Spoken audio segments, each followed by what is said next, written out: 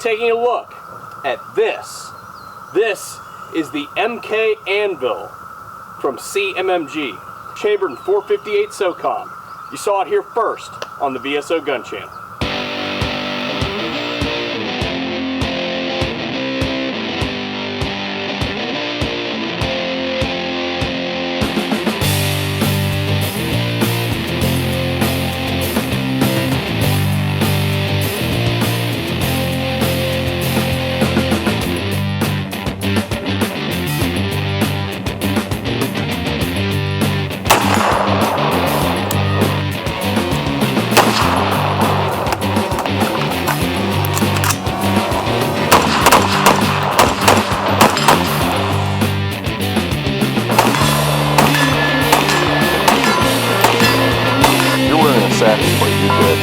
Look at how much it actually dented that AR-500.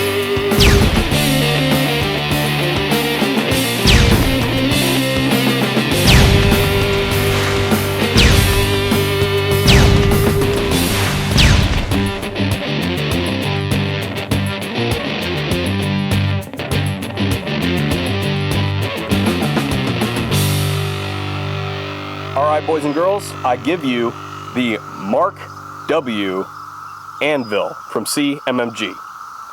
We're going to dive into this thing. Obviously a few features here that we've seen before on the channel and some things that are very different from anything that we've covered here.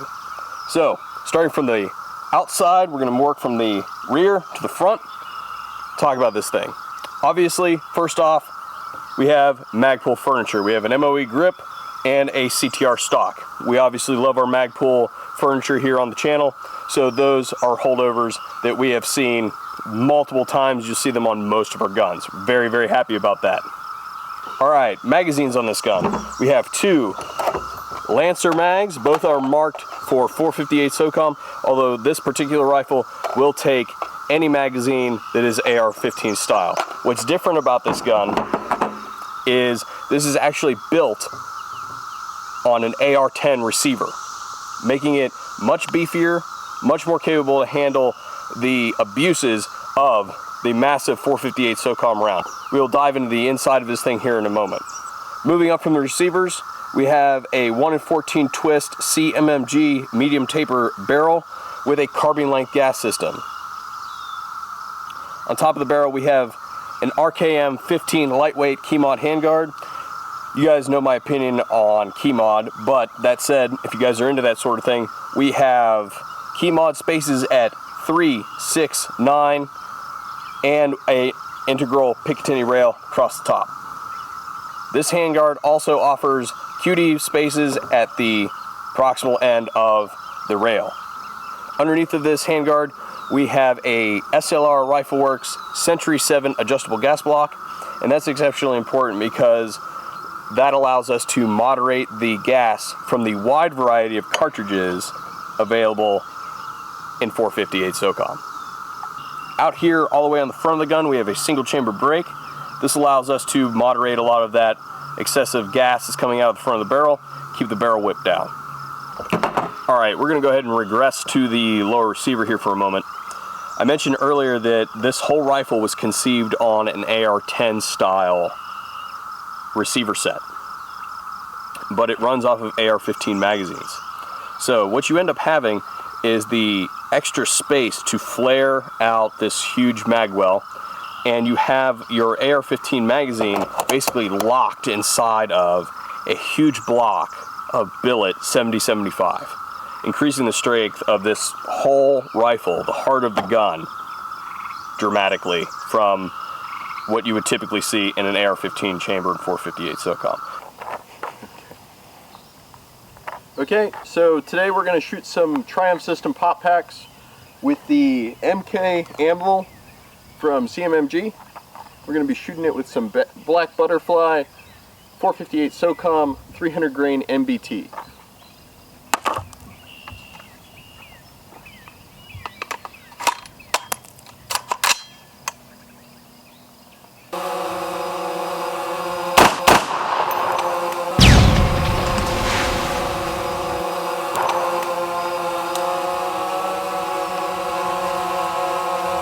Let's approach. Yep, bacon, we made a huge mess. It is completely emptied, those pop packs. I know they were designed for small arms fire. I don't know if you technically classify that as small arms fire or not, but... You drag it like I'm dragging a corpse.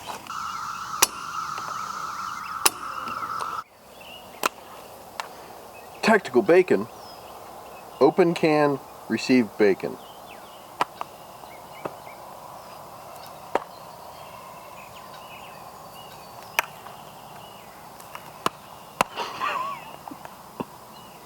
I got an idea.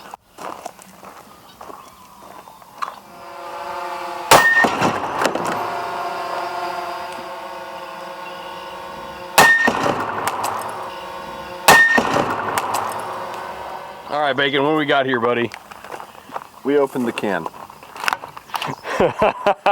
Well, you know, I've never had tactical bacon before. It looks a lot drier than I thought it was going to be. It's good though. So what is this? Is this just like the paper packing? Yeah, I think it's like... Oh, yeah. Like, all right, move the can out of the way. Look at this. It's just like, turn this into bacon bits on this side, for certain. And it looks to me like it just kind of came apart and just dusted our target here, because there's a bunch of just pieces everywhere. But right now, we're going to chow down on this bacon and set up our next test. It's actually really good bacon. And this is really good bacon.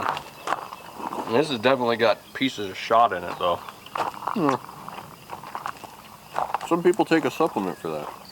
Black butterfly, 350 grain with the 458 SOCOM.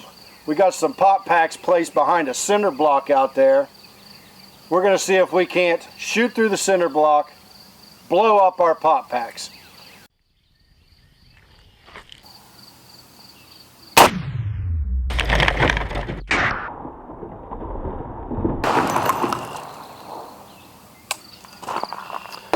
Well, we definitely killed our cement block over there. That's for sure. It looks to me like the majority of these were displaced. Like this one's okay. This one over here is fine. But this one is definitely a lethal wound. We've got definitely pop pack action going on there. So I don't know how to mitigate that. I mean, there's just a lot of displacement when the round goes through that concrete block. So what we're gonna have to do is upgrade to a different level of ballistic protection. This is a level 3+ plate from Spartan Armor Systems. This is their shooter's cut plate. We're gonna go ahead and throw this in front of the pop packs and slam it with some 458 SOCOM. But first, what we're gonna go ahead and do is we're gonna go ahead and proof shoot it with this M1A. We've got some ZQI in this thing. We're gonna back up to 25 yards, give her a whack. Little bit of deformation in there on the back, but you know, this could take a couple more of those right there. What we're gonna do for the 458 is we're gonna flip it upside down so we don't hit the same spot. And I think we're gonna stack a few more pop packs back there, just to see if we can make a mess. This is a Lehigh Defense Extreme Penetration round. This is loaded up by underwood ammo. These are solid brass and they are designed to be barrier blind and to go through things. We're gonna see what they do. That poor Spartan Armor Systems plate over there, coming up right this second.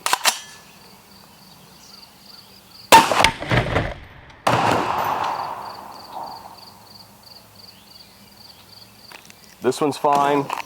This one's fine. Ah, hydrostatic shock. But if you look at this thing, there's really not even any damage on the back of this plate. I'm really surprised by that. Like, you can't even tell, maybe a little bit, that there's some there. Right there, maybe a broad bulge. Maybe a little bit. Yeah, so I think what we need to do is I think we're gonna cut this open right here and see what this looks like. Because look at this pimple that we've got here. All right, guys, so I'm sorry I forgot my macro today, but this is as close as I can get you. That's that's neat. MkW ANVIL, black butterfly, 350.